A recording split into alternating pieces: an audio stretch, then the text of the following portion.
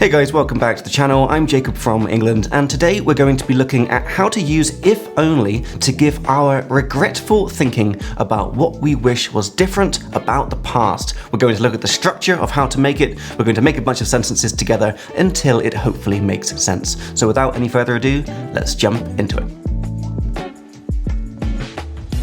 Alright guys, so in the last video we learnt how to use if only to give our wishful, regretful thinking about now, but today we're going to learn how to use if only to give our wishful, regretful thinking about the past, things that we wish were different about the past and that we feel kind of sad about.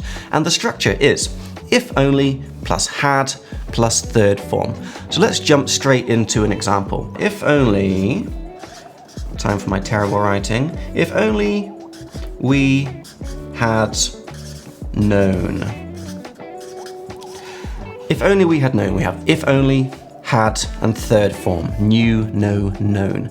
So this means that we're feeling sad, regretful that we didn't know about something, okay? So you can imagine a situation, you go to one of your friends' houses to say hello or something, and you find out that his mum just died yesterday or something, and you feel really sad that you didn't know about that because you could have brought him you could have brought him a card or done something nice for him. So you say, oh my God, John, I'm so sorry. If only we had known, we would have done something nice for you. You know, if only we had known. And it means I'm feeling sad, regretful that I didn't know about that thing that happened in the past. Or another example, and remember this is sad things, so it's often going to be sad topics. Let's imagine that someone died because they had a disease, but they didn't go to the doctor. They're one of these people that refuses to go to the doctor. And we feel really sad that this dude didn't go to the doctor. So we'd say, oh my God,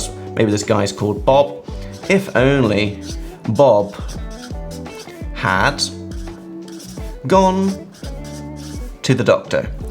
Because we feel sad, regretful that he didn't go to the doctor. So we follow our structure of if only, had, third form of go is go, went, gone. Say, Bob, if only Bob had gone to the doctor, he would probably still be with us today. We feel sad that he didn't go to the doctor. Let's do another death. Let's imagine that Jane died because she touched a jellyfish. And we're like, Jane, she's so stupid. We would say, Jane, if only Jane